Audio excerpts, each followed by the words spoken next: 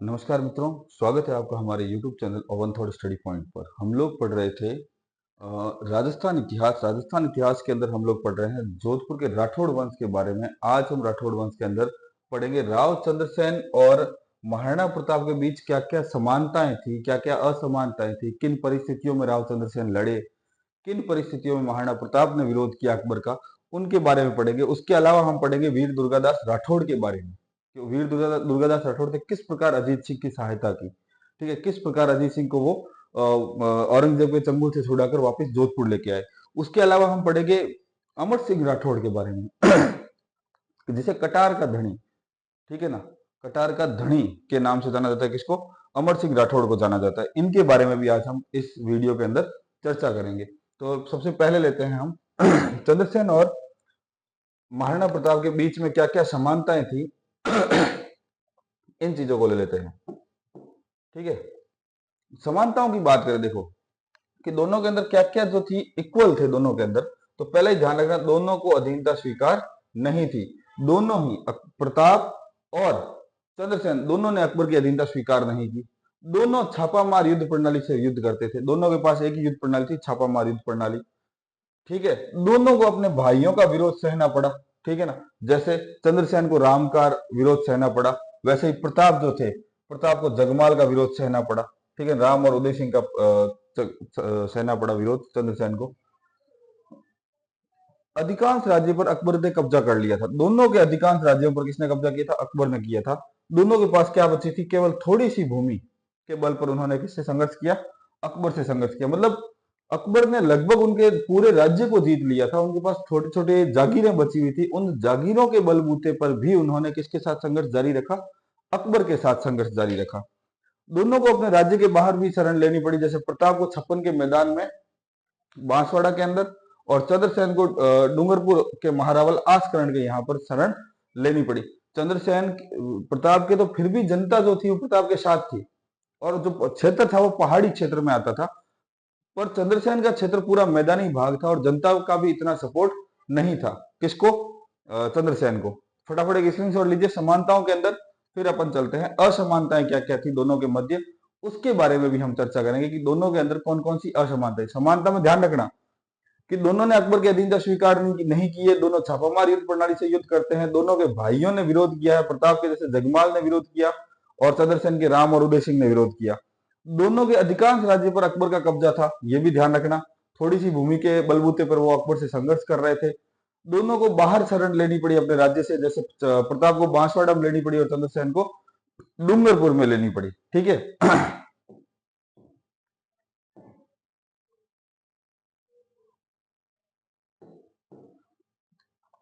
असमानता क्या क्या देखो। प्रताप का मुगल विरोध उसके राज तिलक के साथ शुरू हुआ। ठीक है ना, राज तिलक के साथ शुरू हुआ। जबकि चंद्रसेन का जो है वो मुगल विरोध जो है वो नागौर दरबार के बाद शुरू हुआ। उनका राज तिलक नहीं हुआ था। 1570 के अंदर नागौर का दरबार लगा। उस नागौर दरबार के बाद से ही चंद्रसेन का जो है विरोध शुरू हो गया था। प्रताप का मुगल विरोध जो है उनकी मृत्यु के बाद उसके बेटे अमर सिंह ने जारी रखा। जबकि चंद्रसेन का जो विरोध था वो उसकी मृत्यु के बाद ही समाप्त हो गया। उसका कोई वंश आगे नहीं आ पाया। प्रताप ने हल्दी घाटी और दिवेर में अकबर को आमने सामने की लड़ाई लड़ी। हल्दी घाटी और दिवेर के अंदर हल्दी घाटी युद्ध अनिर्णायक रहा और दिवेर जो युद्ध जो था वो प्रताप जीत गए थे। तो प्रताप ने अकबर के आमने सामने की लड़ाई 2 बार लड़ी। कौन कहा? एक तो हल्दी घाटी के अंदर और एक दिवेर के अंदर। जबकि चंद्रसेन ने ऐसा नहीं कर पाया था क्योंकि स्थायी सेना ही नहीं बची थी उसके पास में। प्रताप ने चावंड में स्थायी केंद्र स्थापित किया, जबकि चंद्रसेन के पास ऐसा कोई केंद्र नहीं था। प्रताप ने मेवाड़ में राष्ट्रवाद की भावना का संचार किया, जबकि चंद्रसेन मारवाड़ के अंदर ऐसा नहीं कर पाए। चंद्रसेन की भौगोलिक परिस्थितियां प्रताप की तुलना में प्रतिकूल थी। प्रताप की भामाशाह ताराचंद जैसे दानवीर साथी मिले, उन्होंने प्रताप की मदद की। उस समय में स्वर्ण मुद्राओं देकर प्रताप को मजबूत किया वापिस भामाशाह और ताराचंद जैसे ने। जबकि चंद्रसेन जो था इसके पास स्टार्टिंग से जन और धन दोनों की कमी थी। यहां तक कि चंद्रसेन ने अपनी जो एक लाल कलर की मणि थी वो इन्हीं के प्रताप के पिता उदय सिंह के पास गिरवी रख दी थी। यानी कि इसने अपने खुद के पर्सनल सामान को भी इसने क्या किया था? बेचा था युद्ध के लिए। तो दोनों के अंदर काफी असमानताएं भी देखने को मिलती है। फटाफट स्क्रीनशॉट लीजिए, चलते हैं आगे। चैनल को लाइक, कमेंट, शेयर, सब्सक्राइब करना ना भूलें ताकि जो जानकारी है वो हर एक तक पहुंचती रहे। चंद्रसेन के बाद एक शासक आता है मोटा राजा उदय सिंह। तो उदय सिंह कैसे शासक बनता है, पहले वो भूमिका देख लेते हैं। नागौर दरबार लगता है 1570 के अंदर। अकबर आता है यहाँ पे ख्वाजा मोइनुद्दीन चिश्ती की दरगाह अजमेर के अंदर दर्शन करने के लिए, तब वो लगाता है नागौर दरबार लगाता है। अकबर ने अकाल राहत कार्य शुरू करने के उद्देश्य से नागौर दरबार लगाया था, ध्यान रखना। लेकिन उसका जो वास्तविक उद्देश्य जो था, राजस्थान के राजाओं को अपने अधीन करना या उनको अपनी अधीनता स्वीकार करवाना था। कौन कौन से राजा, ध्यान रखना, बीकानेर के कल्याणमल, जैसलमेर के हंसराज, चंद्रसेन के भाई उदय सिंह, मोटा राजा उदय सिंह, इन्होंने नागौर दरबार के अंदर ही अकबर की अधीनता स्वीकार कर ली। नागौर दरबार का महत्व क्या था, ध्यान रखना, नागौर दरबार उसने क्यों लगाया, उसने अपनी कूटनीतियां क्या थी उसकी वो भी देखते हैं। अकबर ने कूटनीति के माध्यम से बिना लड़े राजस्थान के राजाओं को अपनी अधीनता स्वीकार कर ली, और राजस्थान के राजाओं का स्पष्ट विभाजन हो गया कि कौन मुगल सहयोगी है और कौन मुगल विरोधी है। प्रताप और चंद्रसेन को छोड़कर मुगल आकृत राजाओं की श्रृंखला प्रारंभ हुई, जैसे मान सिंह, राय सिंह, ठीक है, ये सारे सारे किसके साथ मिल गए, मुगलों के साथ मिल गए।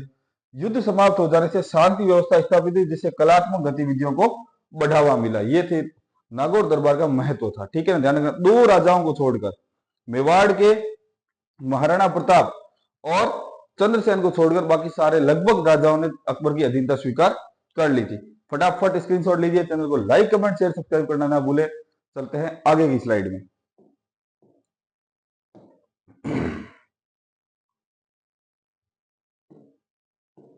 अब देखो, जब नागौर दरबार लगा तो क्या हुआ, अकबर ने इस समय, ध्यान रखना, नागौर में एक तालाब बनवाया जिसको शुक्र तालाब कहा जाता है। मोटा राजा उदय सिंह ने अपनी बेटी मानीबाई, यानी उसका नाम मानीबाई ही मिलता है, जोधाबाई सिर्फ कहते हैं, इसलिए जोधपुर किसी इसलिए जोधाबाई बोलते थे। मानीबाई का विवाह जो है वो किसके साथ कर दिया, जहांगीर के साथ कर दिया। जहांगीर ने इसे जगत गोसाई की उपाधि दी और इसी से एक पुत्र उत्पन्न हुआ, खुर्रम, जो आगे जाकर मुगल बादशाह बनता है, जिसको शाहजहां के नाम से जाना जाता है। एक जानना ना कल्ला राय मलोत, ठीक है ना, इसके विषय में बात करते हैं, कल्ला राय मलोत के विषय में। ये भी अकबर के दरबार के अंदर था। मोटा राजा उदय सिंह जो था वो, इसका ध्यान रखना, उदय सिंह के भाई रायमल का बेटा था ये, यानी भतीजा था।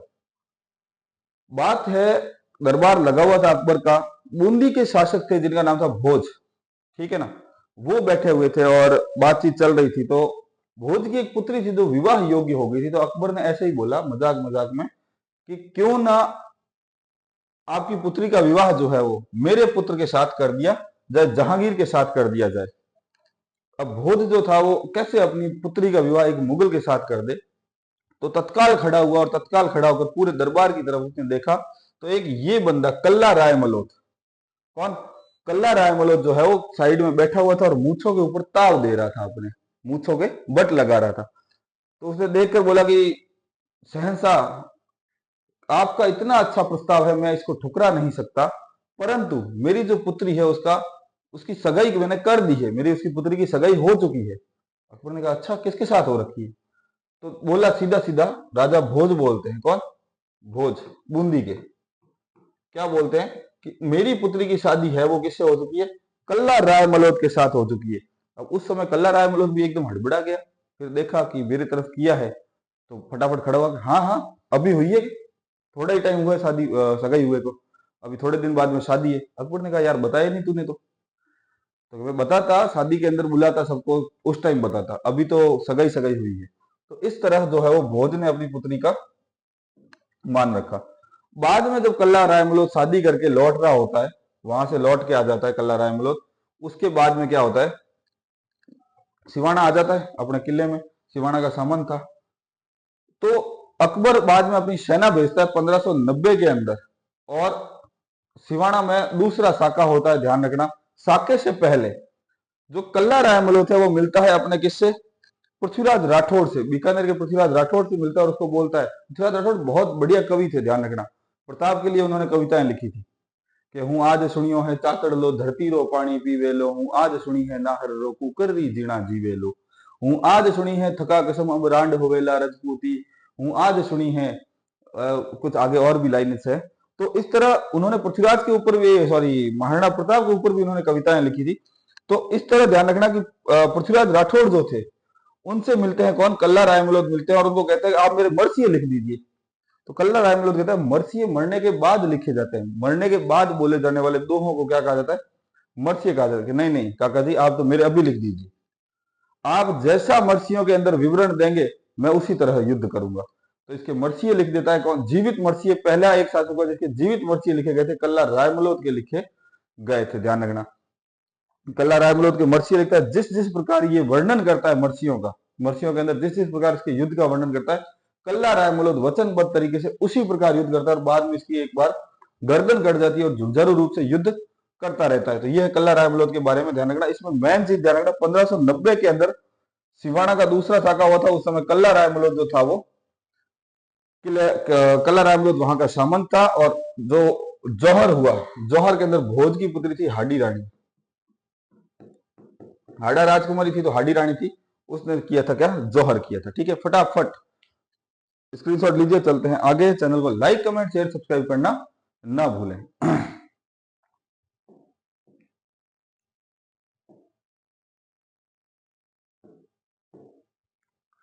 गज सिंह, गज सिंह ध्यान रखना, गज सिंह के एक बेगम थी जिसका नाम था अनारा बेगम।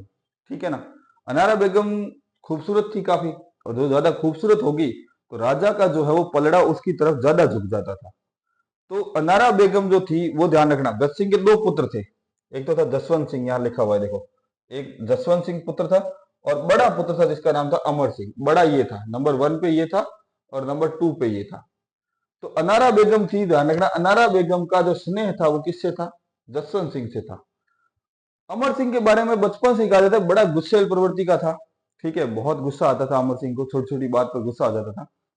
प्लस अमर सिंह जो था वो रजपूती ठाट बाट में रहता था, झुकना करना पसंद नहीं था। अमर सिंह आता, सीधा जाता, गज सिंह जी को सलाम करता, अनारा बेगम वगैरह पास में बैठे थे तो दूर से ही कर देता प्रणाम, बस बात खत्म। जबकि ये जसवंत सिंह जो था, ध्यान रखना, जसवंत सिंह जाता, अनारा बेगम के पास भी जाता, उनसे भी मिलता, पूछता कैसे हो, क्या हो, आपको कोई तकलीफ तो नहीं है, बताओ मुझे। तो अनारा बेगम का ध्यान रखना, जसवंत सिंह के साथ में स्नेह ज्यादा था, अमर सिंह के साथ में नहीं था। तो अमर ये अनारा बेगम के ऊपर गज सिंह, ध्यान रखना, अनारा बेगम के प्रभाव में था। तो अनारा बेगम के कहने पर गज सिंह ने क्या किया? जसवंत सिंह को राजा बना दिया और अमर सिंह को नागौर का परगना दे दिया। अमर सिंह चला जाता है, अमर सिंह राठौड़ नागौर चला जाता है, नागौर में राज करता है। एक 1644 की बात है। फिर नागौर से ध्यान रखना, ही चला जाता है अकबर के पास में, सॉरी जहांगीर के, शाहजहां के पास में। कहा चला जाता है? शाहजहां के पास में चला जाता है, दिल्ली चला जाता है। दिल्ली जाता है तब ध्यान रखना कि बीकानेर के शासक थे करण सिंह और नागौर का शासक है कौन?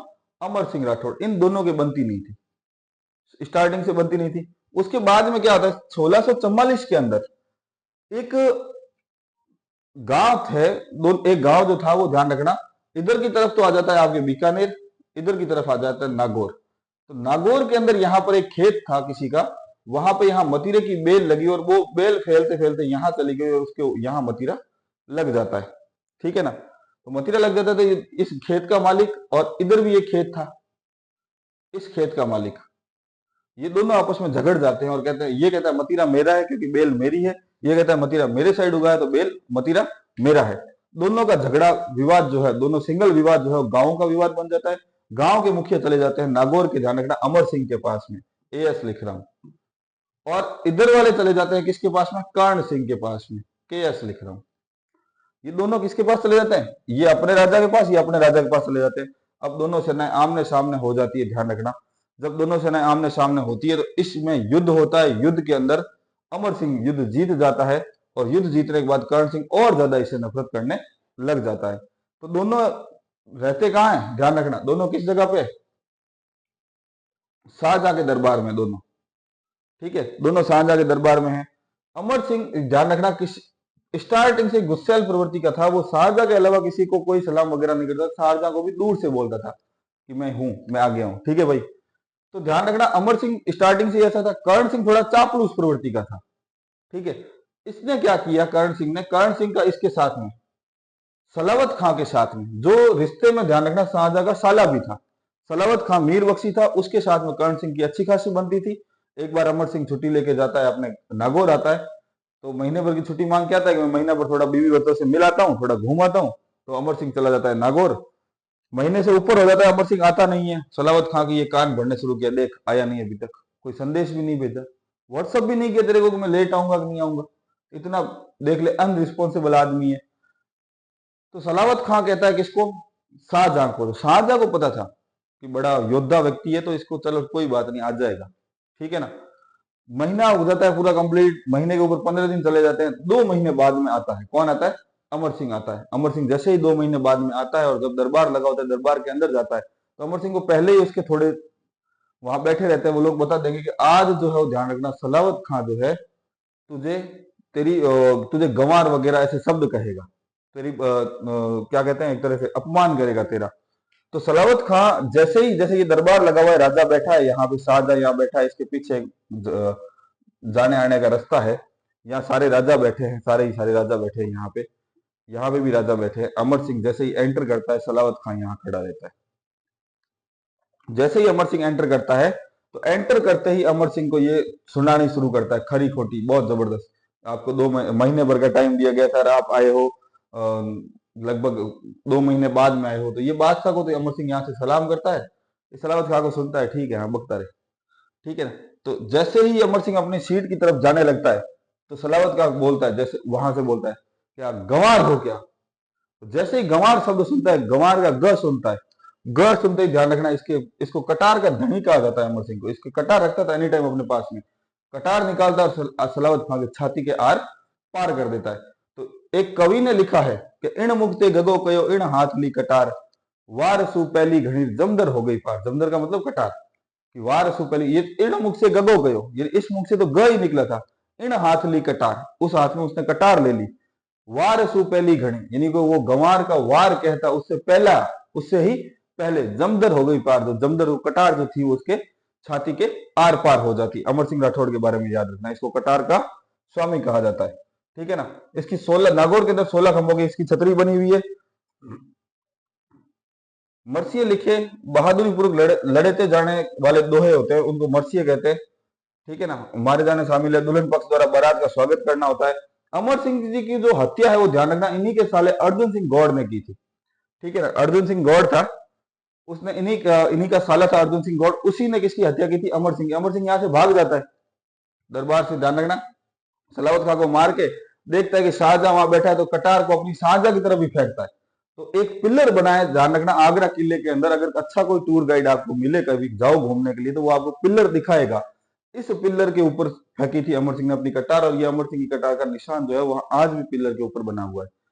शाहजहां देखता है कि अमर सिंह अब गुस्से में है, तो शाहजहां यहाँ पीछे वाले दरवाजे से, ध्यान रखना, जाके जनानी डोडी के अंदर बैठ जाता है। यहाँ जनानी डोडी का मतलब होता है महिलाओं के कमरे के अंदर। उसको पता है कि राजस्थानी बंदा है, अपने आज भी डोकरे आते हैं तो बाहर से ऐसे करके अंदर आते हैं, तो उसको पता है कि राजस्थानी आदमी है, महिलाओं के बीच में नहीं आएगा, सलवार सूट पहन के यहाँ शाहजहां बैठ जाता है।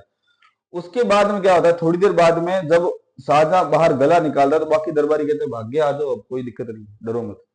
शाहजहां बाहर आता है और शाहजहां खुद तारीफ करता है, किसकी तारीफ करता है, अमर सिंह की तारीफ करता है, ठीक है ना।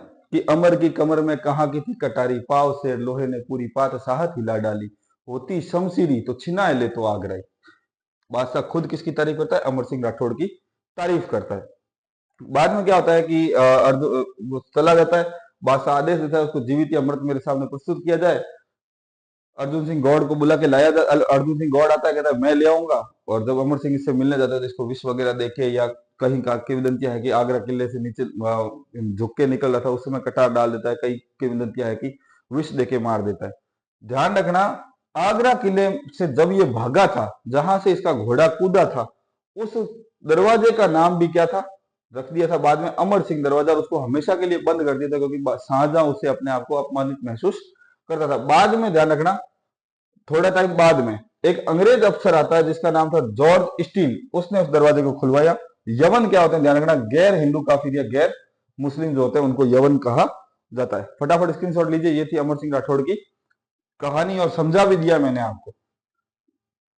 वीडियो को ज्यादा से ज्यादा शेयर करें ताकि लोगों तक ये छोटी छोटी जानकारी पहुंच सके।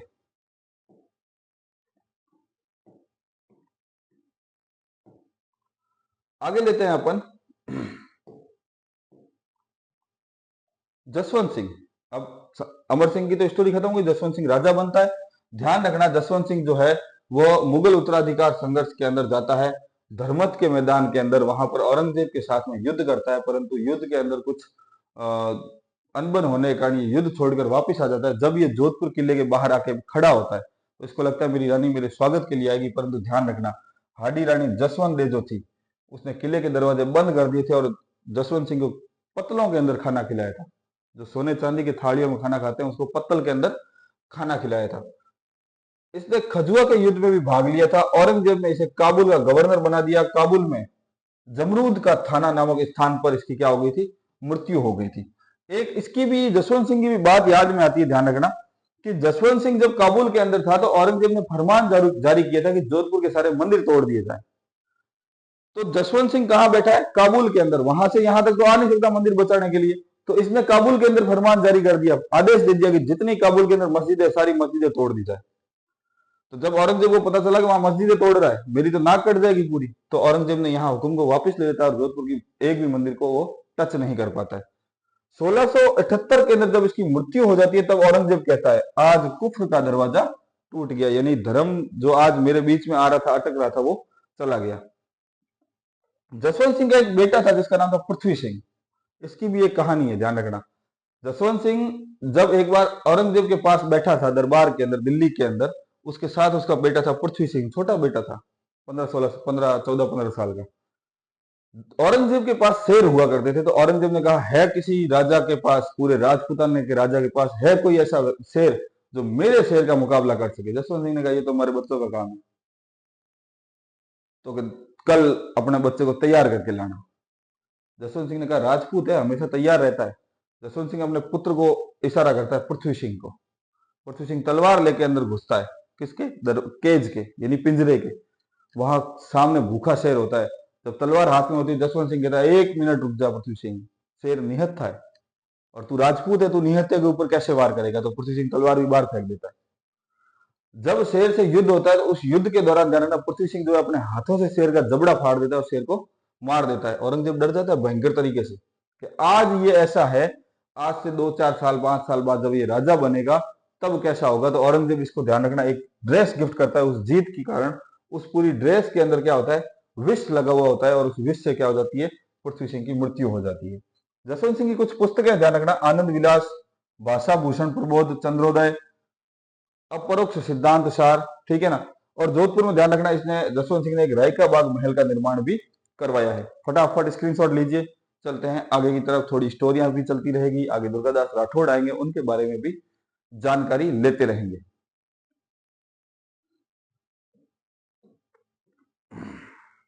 हिस्ट्री को कहानी के रूप में पढ़ते रहो, बड़ा मजा आता है। रटने की कोशिश करोगे नींद आएगी। जसवंत सिंह के दरबारी कवियों की बात करते हैं तो ध्यान रखना मोहनोत नैन सिंह, इसने किताब लिखी है नैन सिंह ख्यात, ये राजस्थान की पहली ख्यात है। दूसरी इसने किताब लिखी है मारवाड़ रे परगना री विगत राजयंत्र। इस पुस्तक को मारवाड़ का गैजेट कहा जाता है, इसमें जनगणना का उल्लेख भी मिलता है। नैन सिंह ने अपने भाई सुंदरदास के साथ आत्महत्या कर ली थी क्योंकि इसके ऊपर कर्जा बहुत हो गया था और कर्जे के कारण इसने आत्महत्या कर ली थी।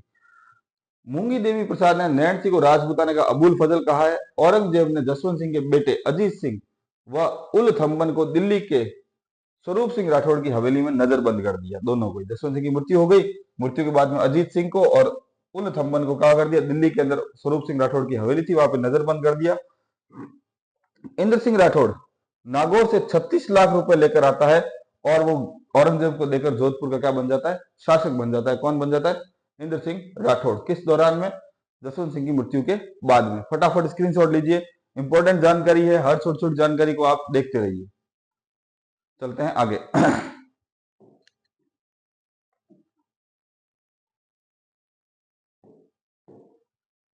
आगे जान रखना अजीत सिंह का समय आता है तो अजीत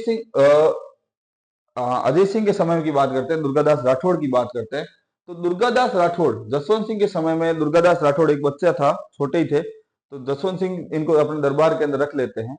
कोई एक छोटी मोटी स्टोरी है, फिर कभी अपन दुर्गादास राठौड़ के ऊपर पूरा अलग से वीडियो बनाएंगे तब बताएंगे, ठीक है ना। तो दुर्गादास राठौड़ जो थे उन्होंने मुकुंदास खींची व गोरा धाय, जिसकी छतरी जोधपुर के अंदर बनी हुई है। जोधपुर में जो भी व्यक्ति जोधपुर आता है तो ध्यान रखना, जब आप ये दर्पण स्टूडियो जो पहले था, अभी आइनॉक्स बना हुआ है, आइनॉक्स के जस्ट सामने देखोगे, जहां पहले पुलिस कंट्रोल रूम था, उसके जस्ट पास में गोरा धाय की छतरी बनी हुई है। गोरा की सहायता से अजीत सिंह को लेकर जोधपुर आ जाते हैं गोरा को मारवाड़ की पन्नाधाय कहा जाता है। मारवाड़ के राष्ट्रगीत धूसो में धूसो बाजेशाह राठौड़ आखी मारवाड़ में, उसके अंदर भी गोराधाय का नाम लिया जाता है, जो तुम्हें गोराधाय की छतरी बनी हुई है। औरंगजेब ने नकली अजीत सिंह के नाम मोहम्मद राज रखा तथा उस उगने वाले उससे जो उसकी पुत्री थी बेटी लेबडूनिशा को दे दिया था, ठीक है ना। दुर्गादास राठौड़ ने अजीत सिंह को कालिंद्री सिरोही में जयदेव पुरोहित के यहाँ पर रखा। दुर्गादास राठौड़ ने मेवाड़ के राज सिंह के साथ मिलकर औरंगजेब के बेटे अकबर से विद्रोह करवाया। औरंगजेब की चालाकी के कारण अकबर की संभाजी के साथ दक्षिण भारत में अकबर संभाजी के साथ जाना पड़ा। अकबर जो था औरंगजेब का बेटा, उसके एक पुत्र और एक पुत्री थी, बेटी थी और एक बेटा था। बुलंद अख्तर बेटा था और सफिया तुनिसा पुत्री थी। उन दोनों को औरंगजेब दुर्गादास राठौड़ ने अपने पास रखा और उनका लालन पालन किया। कुछ समय बाद औरंगजेब ने, ध्यान रखना, ईश्वरदास को कहा कि अब मेरे पोते पोतियों को तो वापस करवा दे, मैंने तो अजीत सिंह दे दिया है। तब ईश्वरदास के कहने पर दुर्गादास राठौड़ इनको वापस औरंगजेब को सौंप देते हैं। जब सौंपते हैं तो उसको लगता है कि इनके अंदर शायद हिंदू धर्म की भावनाएं आ गई होगी। तो एक दिन वो पूछते हैं कि तुम्हें मुस्लिम धर्म के बारे में पता है? कि हाँ, हमें मुस्लिम धर्म के बारे में सारी चीज पता है, क्योंकि जो वहां बाबा थे उन्होंने हमारे लिए अलग से काजी साहब को मुस्लिम शिक्षा देने के लिए बुलाते थे और हमें पूरी मुस्लिम शिक्षा ही दी हुई है। इससे दुर्गादास राठौड़ की महानता के बारे में भी पता चलता है। फटाफट स्क्रीनशॉट लीजिए, चलते हैं आगे मुख्य पेज पर कि आज हमने क्या क्या पढ़ा। कल दुर्गादास राठौड़ के ऊपर पूरा एक अलग से वीडियो होगा, तो ध्यान से उसको देखना। इससे क्वेश्चंस आते हैं, बहुत सारे प्रश्न आते हैं दुर्गादास राठौड़ से। आज हमने क्या क्या पढ़ा है? चंद्रसेन और प्रताप के अंदर समानता असमानता पढ़ी है, अकबर का नागौर दरबार पढ़ा है, मोटा राजा उदय सिंह के बारे में पढ़ा है, गज सिंह के बारे में पढ़ा है, अमर सिंह राठौड़ के बारे में पढ़ा है, जसवंत सिंह के बारे में पढ़ा है और थोड़ा बहुत अजीत सिंह के बारे में पढ़ा है। चैनल को लाइक करते रहिए, कमेंट करते रहिए, सब्सक्राइब करते रहिए। तब तक धन्यवाद।